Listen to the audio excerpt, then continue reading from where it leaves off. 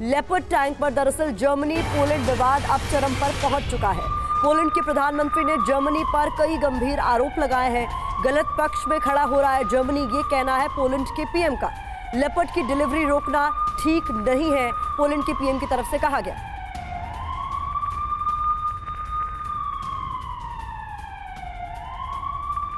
तो देखिए, leopard tank पर नाटो कंट्रीज में कहीं ना कहीं एक मत्ता नजर नहीं आ रही है। एक मत नहीं है ये तमाम देश, ये साफ तौर पर पता चल रहा है। खास तौर पर जर्मनी का जो रुख है लेपर्ड टैंक की डिलीवरी को लेकर, उस पर सवाल उठ रहे हैं और बाकी नाटो कंट्रीज जर्मनी पर हमलावर होते हुए नजर आ रहे हैं। ताजा हमला बोला गया है पोलैंड की तरफ से। होने क्या वाला है? एक तरफ अब्राम टैंक देने से इनकार करता है अमेरिका, दूसरी तरफ जर्मनी की आनाकानी साफ तौर पर नजर आ रही है लेपर्ड टैंक्स की डिलीवरी को लेकर। आइए देखते हैं कि लेपर्ड टैंकों को लेकर जर्मनी और पोलैंड के बीच अब तनाव किस हद तक बढ़ता नजर आ रहा है और पोलैंड के पीएम ने कितना सख्त बयान दे दिया है जर्मनी को लेकर। ये देखिए, जर्मनी वर्सेस पोलैंड की ये लड़ाई, आग बबूला पोलैंड के पीएम नजर आ रहे हैं। यूरोप और यूक्रेन जर्मनी के साथ या उसके बिना जंग जीत लेगा, यह कहा गया है। इतिहास में गलत जगह खड़ा दिखेगा जर्मनी। तो जर्मनी को लेकर बहुत सख्त अल्फाजों का इस्तेमाल किया गया है। कीव को अपना लेपर्ड टैंक देने के पक्ष में नहीं है जर्मनी, यह बताया जा रहा है। जर्मनी की सहमति के बिना कोई देश नहीं दे सकते ये टैंक, यानी जर्मनी ने अगर इनकार किया तो ये टैंक पहुंचेंगे ही नहीं यूक्रेन की धरती पर। पोलैंड भी जर्मनी से हरी झंडी मिलने पर ही कर सकता है इसकी सप्लाई, और यही सबसे बड़ा पेंच है। पोलैंड हर हाल में अपनी तरफ से लेपर्ड टैंक देना चाहता है, लेकिन रजामंदी चाहिए जर्मनी की, जो मिल नहीं रही। और यही वजह है कि पोलैंड अब यह बताता नजर आ रहा है कि जर्मनी गलत साइड खड़ा होने की कोशिश कर रहा है। पोलैंड के पीएम ने जर्मनी के स्टैंड को स्वीकार योग्य नहीं माना है। तल्खियां लगातार बढ़ती जा रही हैं और इसे लेकर अब आगे क्या होगा, इस पर भी हम करेंगे चर्चा। फिलहाल एक बड़ी खबर रवि के पास है। बिल्कुल समीर, पोलैंड के दबाव में जर्मनी का बड़ा बयान। जी हां, पोलैंड को लेपर्ड की सप्लाई से नहीं रोकेगा जर्मनी। यूक्रेन को लेपर्ड टैंक देना चाहता है पोलैंड। जर्मनी के विदेश मंत्री ने कहा, हम ऐसा करने से नहीं रोकेंगे। अब तक जर्मनी यूक्रेन को लेपर्ड टैंक देने से करता रहा है मना। लेपर्ड टैंक की सप्लाई के लिए जर्मनी की सहमति की जरूरत, जैसा कि विस्तार से समीर ने आपको समझाया भी कि जर्मनी की इसमें क्या भूमिका होगी। लेपर्ड टैंक अगर यूक्रेन तक पहुंचने हैं, वहां तक सप्लाई होनी है, तो इस पर एक तरीके से जर्मनी ने भी सहमति जताई है कि पोलैंड अगर देना चाहता है तो हमें ऐतराज नहीं। महत्वपूर्ण खबर हमने आपको दिखाई और जाहिर है जर्मनी का अब ये स्टैंड कहीं ना कहीं खींच में भी नजर आ रहा है। लेकिन इस बीच आज हम बात करेंगे अब फ्रांस के लेक्लेयर टैंक की। हालांकि इसको फ्रेंच में लेक्लेयर कहा जाता है, लेकिन लेक्लर्क के नाम से भी इसको प्रोनाउंस किया जाता है, क्योंकि ये फ्रेंच का इतिहास है और इस इतिहास के तहत ये एक बड़ी भूमिका किस तरीके से निभा चुका है ये आपको हम बता देते हैं। क्योंकि फ्रांस का ये मेन बैटल टैंक है और 1992 से फ्रांस सेना का ये जिस तरीके से हिस्सा रहा है, इसकी स्पीड 71 किलोमीटर प्रति घंटे रही है। और महत्वपूर्ण ये भी है कि किस तरीके से अब इंजन की इसकी बात करें तो 1500 हॉर्स पावर इसकी बताई जा रही है। युद्ध के इस हालात में इसकी चर्चा क्यों हो रही है, एक्सपर्ट से बात करेंगे। लंबाई इसकी 9.87 मीटर है और लेक्लर्क टैंक को लेकर जिस तरीके से चर्चा हो रही है इस वक्त फ्रेंच आर्मी में, ये 222 लेक्लेयर टैंक्स हैं। अब युद्ध के हालात में ये कितनी बड़ी भूमिका निभा सकते हैं। यूएई के पास भी देखिए 388 लेक्लर टैंक्स का बेड़ा है और साथ ही वर्ल्ड वॉर 2 के एक फ्रेंच कमांडर के नाम पर इसका नाम जिस तरीके से रखा गया है। आज हम ये जो चर्चा कर रहे हैं मुख्य तौर पर दो बिंदुओं पर अपने एक्सपर्ट्स के साथ चर्चा की शुरुआत करेंगे, खासतौर पर लेक्लर्क और लेपर्ड को लेकर। क्या ये वाकई गेम चेंजर साबित हो सकते हैं? चर्चा की शुरुआत करते हैं। एज ए डिफेंस एक्सपर्ट हमें ज्वाइन कर चुके हैं major general Brajesh Kumar sir और Ravindra Sachdev sir, international affairs expert हमारे साथ हैं। नेवल कमांडर अशोक बिजलवान भी एज ए डिफेंस एक्सपर्ट हमें ज्वाइन कर चुके हैं। सर, पहला सवाल और सीधा सवाल, लेपर्ड को लेकर इतनी ज्यादा चर्चा, क्या वाकई एक बड़ी भूमिका ये युद्ध के इस हालात में जहां 11 महीने कल पूरे हो रहे हैं निभा सकते हैं ये टैंक बड़ी मदद के तौर पर? देखिए, यूक्रेन तो डिपेंडेंट रहा है आर्मामेंट्स के लिए नेटो से अमेरिका से, वेस्टर्न यूरोप से। स्वाभाविक है 11 महीने तक लड़ाई चली है तो टैंकों की आपूर्ति करना आवश्यक है। या वो लेपर्ड आए, जर्मन टैंक हैं पोलैंड के थ्रू आए, या जैसे आपने बताया फ्रांस के मैकबार टैंक आए, या अमेरिकन के M1 टैंक्स आए। इश्यूज हैं, इनको चाहिए, लेकिन दो तीन चीज़ें गौर फरमानी होगी। टैंक एक साधारण सा एक हथियार नहीं, कॉम्प्लिकेटेड वेपन प्लेटफॉर्म है। जो चीज़ आती है उसके लॉजिस्टिक्स, उसके मेंटेनेंस, उसका आर्मामेंट। सर लेपर्ड टैंक की खासियत क्या है, इस पर हम आगे भी बात करेंगे, लेकिन रविंदर सचदेवा साहब, अभी जो पोलैंड का रुख नजर आ रहा है वो तो बिल्कुल जर्मनी पर हमला करता हुआ नजर आ रहा है। जर्मनी आखिर लेपर्ड टैंक की डिलीवरी को लेकर किस हद तक जाने को तैयार नजर आ रहा है, क्योंकि नाटो कंट्रीज में दो फाड़ अब तो क्लियरली नजर आ रही है ना। देखिए, इसमें करीब 3 एक चीजें हैं बैकग्राउंड की भी। जर्मनी एक बिग पिक्चर में अभी भी उसी कॉन्शियस में है कि जर्मन टैंक्स रशिया के खिलाफ ना जाएं। सेकेंड वर्ल्ड वॉर की मेमोरीज है जर्मनी के अंदर, पब्लिक ओपिनियन इसके खिलाफ है, दैट्स वन। सेकेंडली, पोलैंड की डोमेस्टिक पॉलिटिक्स है। पोलैंड में इलेक्शंस आने वाली हैं अभी, और जो पोलैंड की ये जो पर्टिकुलर पार्टी है बड़े लंबे टाइम से कहती है कि जर्मनी अपने को नेटो में सुपीरियर समझता है, हम लोग को जूनियर समझता है। ये पोलैंड की डोमेस्टिक पॉलिटिक्स भी है। तीसरी बात, जर्मनी ये कहता है कि जो लेपर्ड टैंक, जो भी जनरल साहब एग्जैक्टली पॉइंट बता रहे थे, इन टैंक्स को केवल एक टैंक ही नहीं, इसका पूरा सपोर्ट सिस्टम होता है, वो है नहीं। वो जब होगा तब इसका कुछ फायदा होगा। इनफैक्ट कि गेम चेंजर की आप बात कह रहे हैं, यूक्रेन कहता है कि उन्हें करीब 300-400 चाहिए तब वो गेम बदलेंगे। अभी तो बात हो रही है मात्र 12, 14, 8, 10 टैंक्स की। तो ये अगर 8-10 टैंक्स 12-14 आते भी हैं, गेम चेंजर नहीं होंगे, बट यस ये इफेक्टिव होंगे।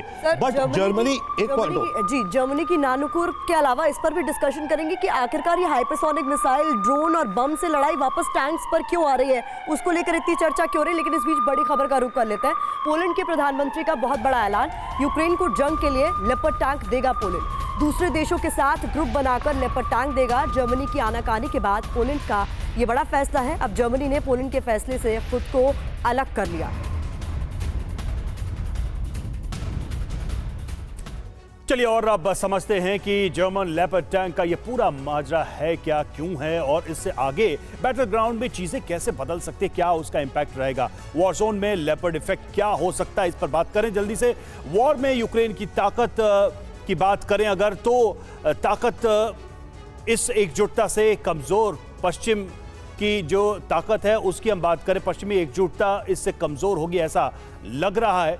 और वॉर में अमेरिका के रोल की बात करें तो उस पर भी असर निश्चित तौर पे पड़ेगा, क्योंकि अगर लेपर्ड को लेकर अभी से यूरोप डिवाइड नजर आए तो आगे इसका असर पड़ेगा और रूस को इसका फायदा मिलेगा। अगर यूरोप में, अमेरिका में आपस में फूट पड़ती है तो इसका फायदा मिलेगा रूस को। और पूरी दुनिया के लिए क्या संदेश होगा, तो रूस से डर का संदेश जाएगा, यानी कि रूस से, जैसा कि जर्मनी हिचकिचा रहा है तो साफ ऐसा लग रहा है कि ये मैसेज जा रहा है कि रूस से सीधे कोई पंगा लेना नहीं चाहता। अशोक सर, क्या ये जो एक असेसमेंट हम बताने की कोशिश कर रहे हैं, ये जो दोफाड़ हो रहा है यूरोप में, ये जो डिफरेंसेस हैं, क्या इससे यही मैसेज जाएगा दुनिया को कि रूस से कोई सीधे नहीं उलझना चाहता? जी हाँ, ये तो पिछले 11 महीनों से साफ तौर पर जाहिर है कि नेटो रूस के साथ सीधे नहीं उलझना चाहता है। वो यूक्रेन के कंधे पे रख के बंदूक चला रहा है। कुछ देश, हाँ, देखिए जर्मनी, देखिए जो मेरा असेसमेंट है वो ये कि जर्मनी अपने लॉन्ग टर्म एनर्जी सिक्योरिटी को लेकर के चिंतित है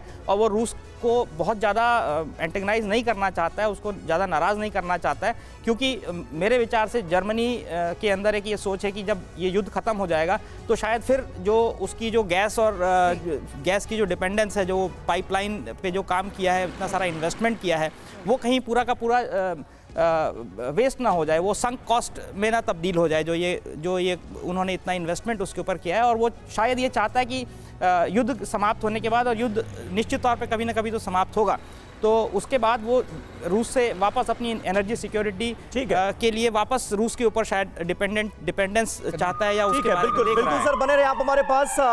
इस बीच देखिए एक अहम खबर ज़ेपोरिजिया से जुड़ी आ रही है। ज़ेपोरिजिया पर कब्जे के लिए बड़ी कार्रवाई अंजाम दी जा रही है। यूक्रेनी ठिकाने पर रूस ने बड़ा हमला बोल दिया है। यूक्रेनी पोस्ट पर रूसी हमले में भारी तबाही की खबर सामने आ रही। ज़ेपोरिजिया को लगातार निशाना बनाया जा रहा है। ज़ेपोरिजिया में कल भी ताबड़तोड़ हमले हुए थे और आज भी ज़ेपोरिजिया से ताजा अटैक्स की खबरें सामने आ रही हैं। तस्वीरें आप देख रहे हैं।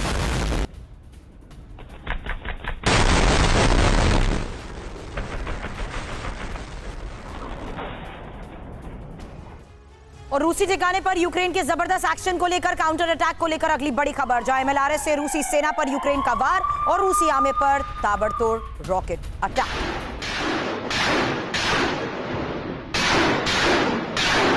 इस बीच एक और बड़ी खबर, यूक्रेन पर रूस ने रात के वक्त किया बड़ा हमला। रूसी हमले में यूक्रेन को भारी नुकसान की भी खबर है। यूक्रेन का रिहायशी इलाकों में भी हमले का आरोप है। रविंद्र सचदेवा सर, बात एक बार फिर से लेपर्ड टैंक की हम कर लेते हैं। जो पॉइंट आप कह रहे थे उसी पर मेरा सवाल ये है कि हम देख रहे थे लड़ाई एकदम ड्रोन्स की तरफ बढ़ गई थी, हाइपरसोनिक मिसाइल्स की बात हो रही थी, और एक बार फिर से अब टैंक्स की मांग ज़ेलेंस्की की ओर से किया जाना और टैंक्स का पर इतना जोर दिया जाना, ऐसा क्यों देख रहे हैं हम? देखिए, टैंक्स का इस समय क्योंकि वॉर इस माहौल पे पहुंच चुकी है, शायद लगता है कि यूक्रेन को अब ये हैवी आर्मर टैंक्स चाहिए रशिया को पीछे पुश करने में, तभी इस समय सारी बातें टैंकों को लेके हो रही है। परंतु जर्मनी की बात हम कहें, लेपर्ड नहीं दे रहा जर्मनी, बट $1 बिलियन अनाउंस किया उसने, $1.1 बिलियन, राइट। तो ये टैंक के मुद्दे को लेके नुक्ताचीनी चल रही है। ये स्प्रिंग की तैयारी तो नहीं है? बिल्कुल, एब्सोल्युटली स्प्रिंग की, और स्प्रिंग से उठ के स्प्रिंग करने की तैयारी है इनकी। Yes.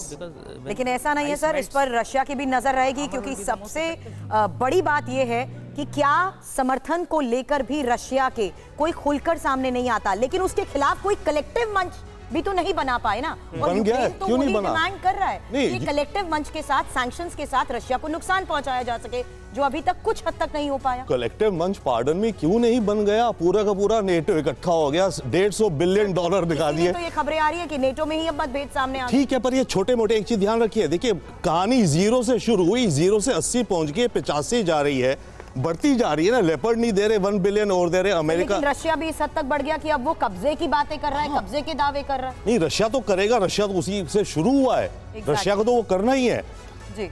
ठीक है सर। इस बीच देखिए एक और अहम खबर, लेपर्ड टैंक ना मिलने से परेशान ज़ेलेंस्की के लिए राहत की खबर आ रही है।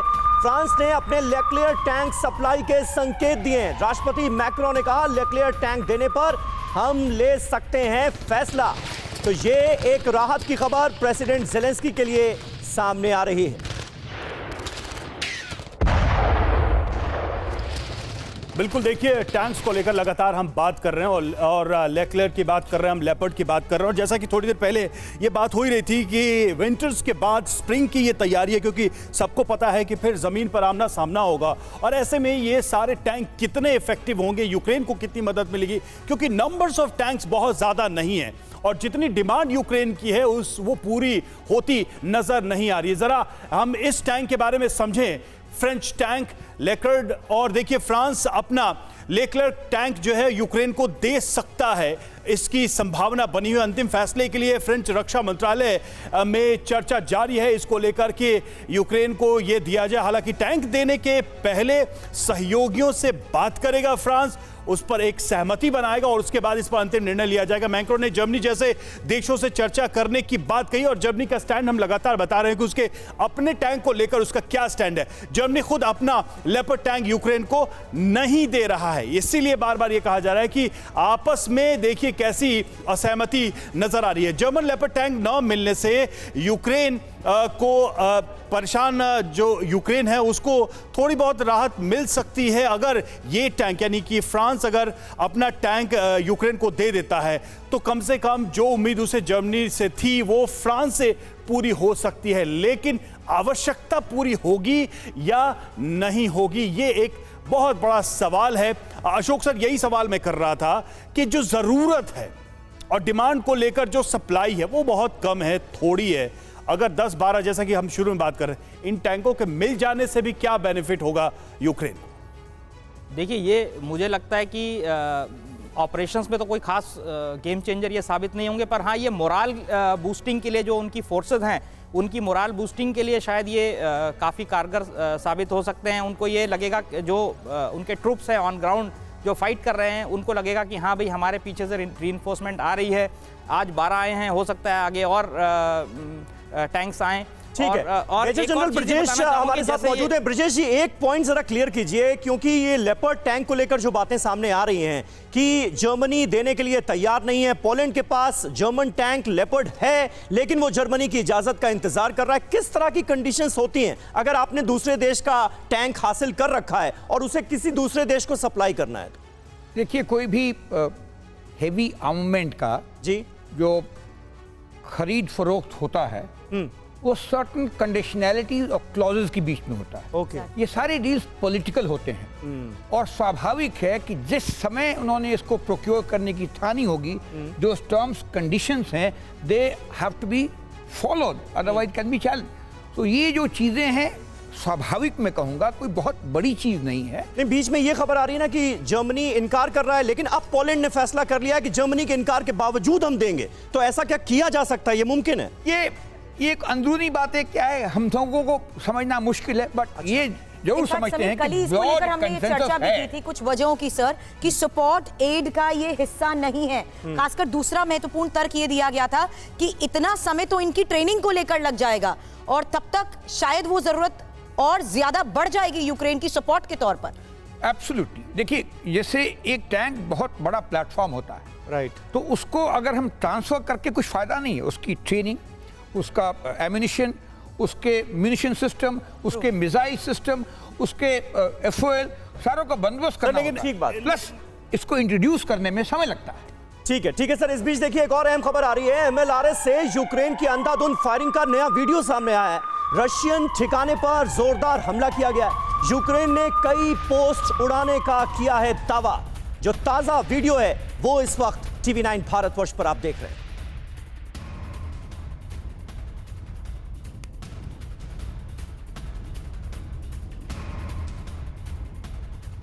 तो MLRS से यूक्रेन की अंधाधुंध फायरिंग का ये वीडियो आपने देखा। रविंद्र सचदेवा साहब, क्या लग रहा है ये जो नाराजगी नजर आ रही है ये क्या वाकई इतनी है जिसे ये कहा जाए कि भाई यूक्रेन के मुद्दे को लेकर, इस युद्ध को लेकर नेटो कंट्रीज में दरार पड़ती नजर आ रही है, या फिर ये एक ऐसा मसला है जिसे सुलझा लिया जाएगा, सब कुछ नॉर्मल हो जाएगा? दोनों चीजें हो रही हैं। एक आप देखिए, जैसे आप कह रहे हो क्या रहा है, नेटो कंट्रीज के जो ईस्ट यूरोपियन मेंबर्स हैं, जो नए बने, जो पहले सोवियत यूनियन में थे, लातविया, एस्टोनिया, लिथुआनिया, और फिर वॉर्सो पैक्ट के जो थे, हंगरी हो गया, हंगरी तो रशिया के साइड, एनीवे पोलैंड हो गया स्पेशली, ये लोग ज्यादा रशिया से खफा हैं as compare to Britain, France, Germany. चाहे वो भी समझ रहे हैं लॉन्ग गेम के लिए, पर पोलैंड ज्यादा एग्रेसिव है। ये जो ईस्ट यूरोपियन, तो पोलैंड ने तो सर शुरू में कह दिया था कि हमारी लड़ाई यूक्रेन लड़ रहा है। बिल्कुल, क्योंकि उसका वॉर बॉर्डर के बारे में उसने सीधे तौर पे कहा कि जो लड़ाई हमें लड़नी चाहिए थी वो यूक्रेन हमारे बदले लड़। जी हाँ, उनका बॉर्डर है, उन्हें डर भी ज्यादा है। बट नेटो में, टू योर पॉइंट, ये थोड़ा बहुत स्प्लिट आएगा लॉन्ग टर्म। बट एक चीज और है जर्मनी की, जर्मनी को ये लगता है कि फ्रांस और यूके तो न्यूक्लियर पावर हैं, Germany is not a nuclear power. तो अगर गेम ये बहुत ज्यादा बिगड़ती गई ना, तो जर्मनी की वो छोटी calculation. Last point regarding leopard tank, एक और रीजन है टेक्नोलॉजी लीक, कि भाई अगर ये टैंक यूक्रेन में हुआ, रशिया ने कब्जा कर लिया, मार दिया एक आध टैंक, तो टेक्नोलॉजी लीक हो जाती है। इस कारण भी यूएस भी रुक रहा है और ये भी रुक रहा है। Important point Ravindra Sachdeva sir. इस बीच बड़ी खबर का रुख कर ले। रशियन ड्यूमा चीफ का सनसनीखेज बयान सामने आया है। यूक्रेन के खिलाफ एटमी हथियारों के इस्तेमाल के संकेत दिए। ज्यादा विध्वंसक हथियारों के इस्तेमाल की बात उनकी ओर से कही गई है। पश्चिम के रवैये से रूस ऐसा करने पर मजबूर हो जाएगा, ड्यूमा चीफ ने कहा। यूक्रेन को ताकतवर हथियार देने पर उनकी तरफ से यह बयान सामने आया। इस पूरे बयान में ड्यूमा चीफ की तरफ से क्या कहा गया है उस पर इंफॉर्मेशन वॉल पर एक एक डिटेल आपके सामने होगी, लेकिन महत्वपूर्ण यह है कि युद्ध के 1 साल पूरे होने पर भी किस तरीके से न्यूक्लियर थ्रेट्स बार बार सामने आ रहे हैं। रशिया अपनी स्ट्रैटेजी के तहत व्लादिमीर पुतिन सामने आकर ये जरूर कहते हैं कि वो पहले न्यूक्लियर वेपन्स का इस्तेमाल नहीं करेंगे। याद दिलाते हैं यूएस को कि जिसके हाथ खुद खून से सने हो वो किस तरीके से हमारे ऊपर ये आरोप लगा सकते हैं। लेकिन बड़ी बात, वक्त पर आते वो बयान और वो चेतावनी, जहां पर वोलोदीन की तरफ से अब क्या कहा गया है, एक एक इंफॉर्मेशन आपके सामने, क्योंकि ये चेतावनी कितनी गंभीर है और इस चेतावनी के तहत क्या बड़ा संदेश नेटो और अमेरिका को जा रहा है, इस पर चर्चा करने से पहले इस पूरे बयान की एक एक इंफॉर्मेशन आपके सामने, जहां पश्चिम के विध्वंसक हथियार का जवाब उसी अंदाज में दिया जा सकता है। दूसरा महत्वपूर्ण बात कि फिर रूस भी शक्तिशाली हथियारों का इस्तेमाल करेगा, इसमें किसी तरह का कोई परहेज नहीं होगा। तीसरी बड़ी बात, यूक्रेन को और ज्यादा हथियार देना विनाशकारी साबित हो सकता है। और महत्वपूर्ण ये कि किस तरीके से पश्चिम का ये फैसला युद्ध को एक अलग लेवल पर ले जाएगा, एक अलग स्तर पर ले जाएगा। अब यूएस नेटो पूरी दुनिया को विध्वंस की ओर ले जा रहे हैं, यानी महत्वपूर्ण ये है कि इसका पूरा ठीकरा एक बार फिर से वेस्ट पर फोड़ा जाएगा। इस बीच हम रुख आगे करते हैं, जहां देखते हैं रूस और पश्चिम के बीच बड़े मौजूदा तनाव की आखिर बुनियाद कहां से पड़ी और इसके बाद अब तक हुआ क्या क्या है। चर्चा करने से पहले ये इंफॉर्मेशन, जहां 54 देश वर्सेस रूस। हम क्यों कह रहे हैं, जान लीजिए। जर्मनी में 20 जनवरी की मीटिंग के बाद से तनाव लगातार बढ़ता जा रहा है। दूसरी बात यह कि 54 देशों की मीटिंग में यूक्रेन को ज्यादा मदद का फैसला तो लिया गया, लेकिन इसको लेकर भी अब तमाम स्तर पर चर्चा की जा रही है, क्योंकि इसी मीटिंग में ज्यादा विध्वंसक हथियार देने की बात तो कही गई है। लेकिन इस बीच पश्चिमी मदद से क्रिमिया पर हमले की बात भी सामने आ रही है। महत्वपूर्ण यह भी है कि किस तरीके से जवाब में रूस ने पहले ही बर्लिन और पेरिस पर अटैक की बात कह दी थी। अब ड्यूमा चीफ ने एटमी हथियारों के इस्तेमाल के जिस तरीके से संकेत दिए हैं, क्या हालात और ज्यादा बिगड़ सकते हैं रविंदर सर? इसीलिए आज हम ये चर्चा कर रहे हैं। युद्ध के इस 11वें महीने में इन चेतावनियों को हल्के में नहीं लिया जा सकता। ऐसे में कितना खतरा बढ़ता जा रहा है, क्योंकि रशिया ये कह चुका है, जर्मनी को उसने मजबूर कर दिया सर अपना फैसला बदलने पे, ये कहते हुए कि अगर आपने लेपर्ड टैंक की सप्लाई की तो आपको युद्ध में सीधे तौर पर शामिल माना जाएगा। खतरा ओवरऑल बढ़ता जा रहा है और यही एक बहुत बड़ा क्वेश्चन है नेटो और यूरोप अमेरिका के लिए कि यूक्रेन को कितने वेपन्स दें, यूक्रेन कितना रशिया को पीछे धकेले, अपने इलाकों से निकाले या फिर क्रीमिया में भी रशिया को वापस निकाले। वो एक टिपिंग पॉइंट का मैनेज कर रहे हैं, बहुत स्मार्टली कोशिश कर रहा है यूरोप और अमेरिका कि यूक्रेन को बस उतना दो ताकि वो रशिया को पूरा ह्यूमिलिएट ना कर दे, और ह्यूमिलिएट हो गया रशिया तो जो आप अभी कह रहे हो द्यूमा, जो वहाँ के पार्लियामेंट उसको दूमा कहते हैं, वहाँ के जो चीफ कह रहे हैं भाई रशिया कॉर्नर हो गया तो उसको कुछ ना कुछ तो करना पड़ेगा। सर, एक चिंता अमेरिका की तरफ से भी, यूरोप कंट्रीज की तरफ से भी जताई गई है कि हथियार दे भी दे, टैंक्स दे भी दे, हम उनको आर्टिलरी दे भी दें, भाई लड़ने वाले जब लोग नहीं बचेंगे तो वो सब बर्बाद हो जाएगा। तो उनकी एक बड़ी चिंता है कि सैनिक धीरे धीरे उनके कितने रह जाएंगे, कितने कम, वो कैलकुलेशन भी अमेरिका की तरफ से आज आई है। देखिए ये स्वाभाविक है। जहां तक यूक्रेन का सवाल है, रशिया के मुकाबले में कंपैरेटिवली छोटा देश है। हालांकि ये उनके बात पक्ष में जाती कि वो डिफेंड करता रहा। एक जो अटैकर होता है उसके आमतौर पे रेशियो लेते हैं अटैक और डिफेंड के 1:3, 1:4 या उससे ज़्यादा डिपेंड करता है। तो रशिया की तो ज़्यादा हानि हुई है, मगर यूक्रेन की भी हानि मैन पावर के सोल्जर्स के बारे में हुई है, काफ़ी हुई है। और स्वाभाविक है कि उन्होंने भी यंगर लोगों को रिक्रूट करना शुरू किया होगा, ट्रेनिंग शुरू किया होगा। लेकिन इसके विपरीत एक इम्पॉर्टेंट मैं लोगों को बताना चाहता हूँ कि रशिया की जो मोराल है ट्रूप्स का काफ़ी लो है, और वाग्नर ग्रुप का जो प्राइवेट आर्मी है उन्होंने बहुत रोल अदा किया है डोनेट्स्क के इलाके में रशियन ऑफेंसिव लीड करने में। ये बात अलग है कि ये जो वाग्नर आर्मी है थोड़ा सा लगता है कि फॉलन फ्रॉम ग्रेस हो गई है इस महीने के शुरू। बिल्कुल। और दूसरी तरफ देखिए आप, यूक्रेन के सैनिकों का जो जज्बा है वो जबरदस्त नजर आता है, क्योंकि अपने अस्तित्व को बचाने की वो जंग लड़ते हुए नजर आ रहे हैं। दबदबा इतने महीनों की जंग के बाद आपको किसका बढ़ता हुआ नजर आ रहा है? देखिए ये तो इसमें कोई डाउट नहीं है, यूक्रेन की लीडरशिप, पॉलिटिकल, मिलिट्री, और जो उनकी जो जोश और उमंग है पूरे जनसमूह में, सोल्जर्स में, वो कहीं ज्यादा है बनस्पति की रशिया।